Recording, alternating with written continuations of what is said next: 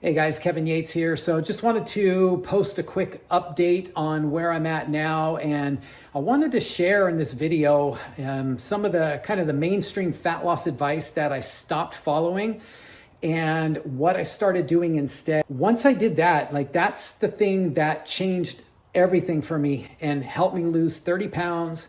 I've built muscle. I have increased my energy. I feel a ton better. I got my gut health back in check, and I am easily in the best shape that I've been in at 53 years old than I've been in the last 15 years.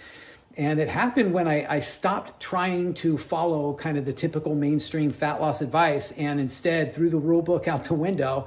And in this video, I'm just gonna share 7 of kind of the fat loss principles that I've been working on that helped me achieve what I have so far. So the first thing that I had to do was I had to start at where I was instead of trying to start at where I thought that I should be or where I wanted to be.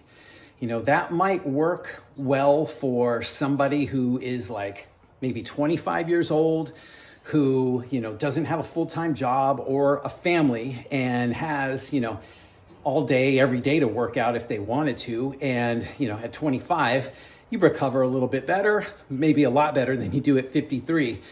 You don't have all the stresses that, having a family and a full-time job do, or that you have with those things. So, that's what I had to take into account. And, I remember making those mistakes before with different kind of workout programs that I had done, where I tried to jump into these programs that had me in the gym lifting weights 5 days a week, that had me doing cardio like 6 days, 7 days a week, that had me trying to do some crazy restrictive diet. And that was a surefire recipe that got me frustrated at the lack of results.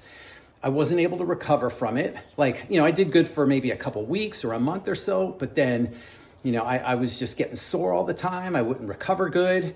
My mood was not good. My energy wasn't good. I wasn't sleeping well. I'd get hunger cravings that I couldn't control because I wasn't recovering well. I got weaker in my workouts rather than stronger, and I just did not feel good. And so, that just did not work for me. So, for me, it was just taking kind of stock at where am I at now? Like today, where am I at and what can I do? And starting there. And yeah, I had, goals and a vision of where I wanted to be and what I want to be able to do and how I want to look like and all of that stuff.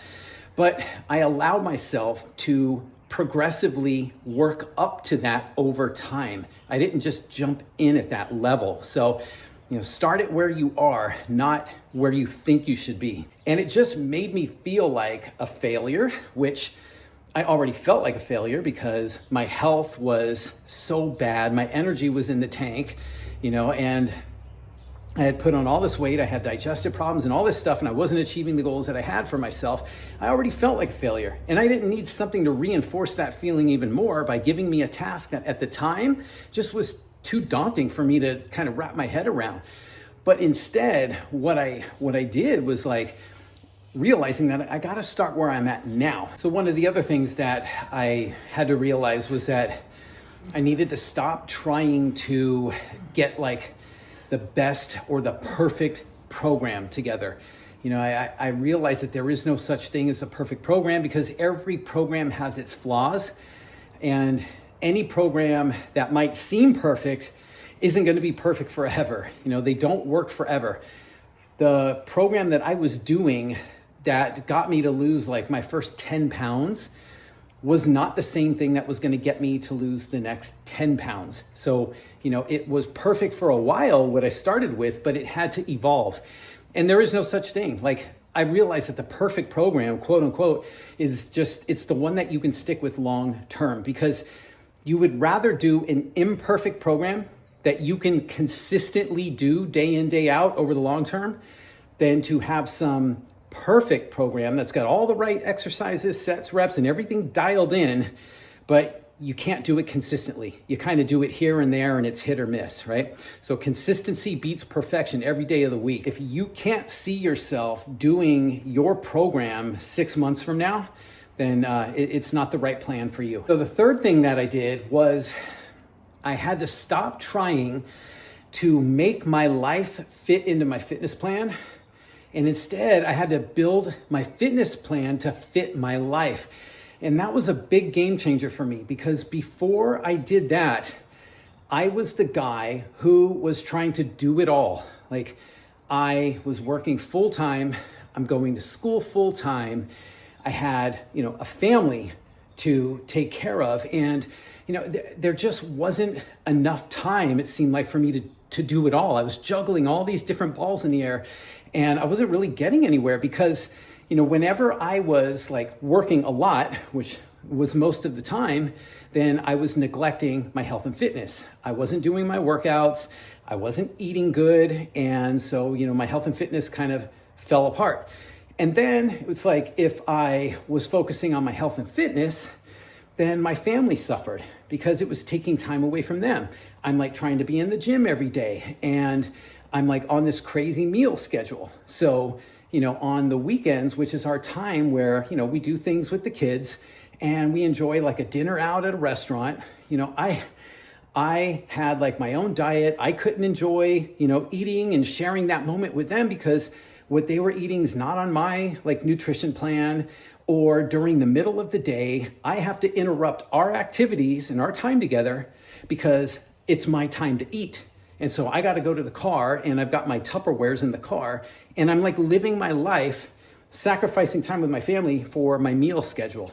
So it was this constant kind of, juggling act where if I'm on one thing, then everything else is suffering.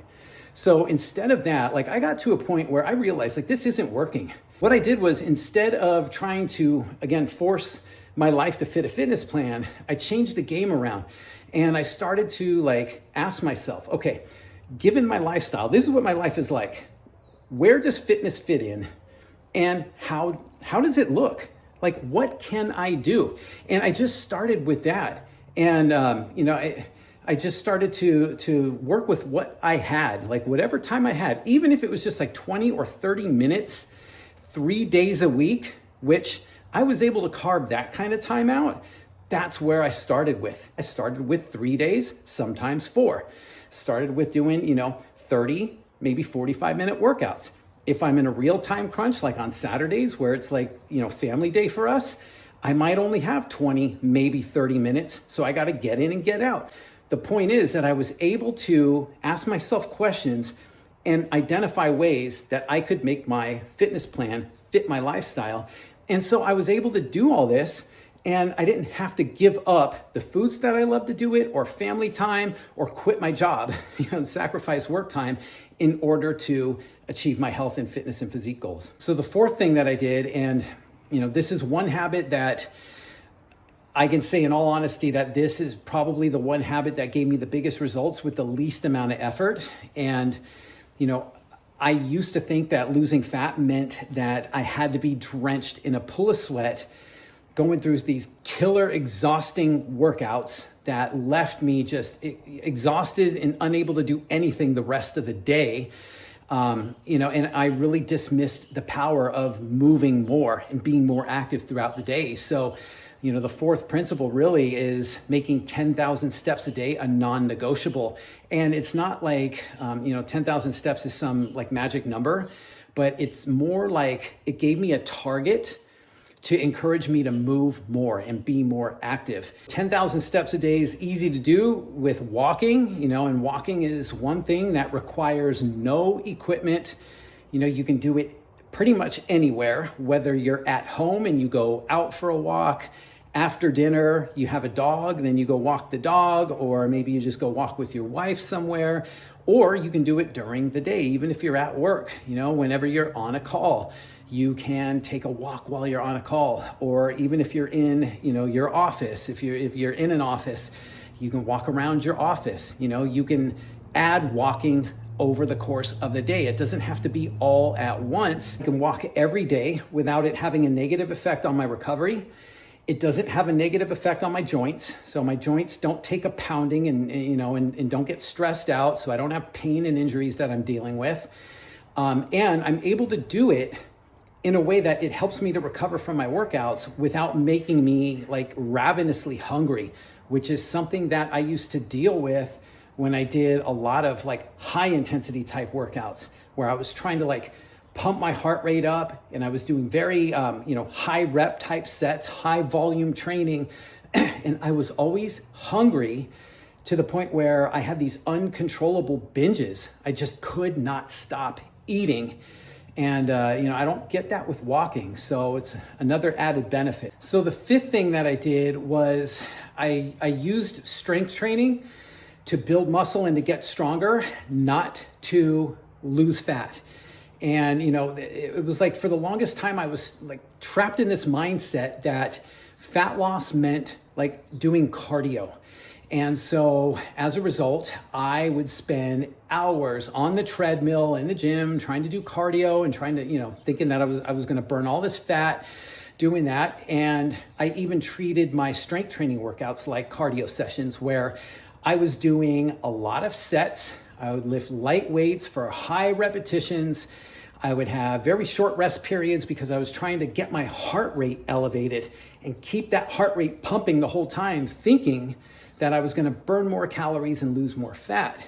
And in the end, while I did get some results, initially, I always got stuck though at the same point where I just couldn't make any more progress. I wasn't getting any leaner.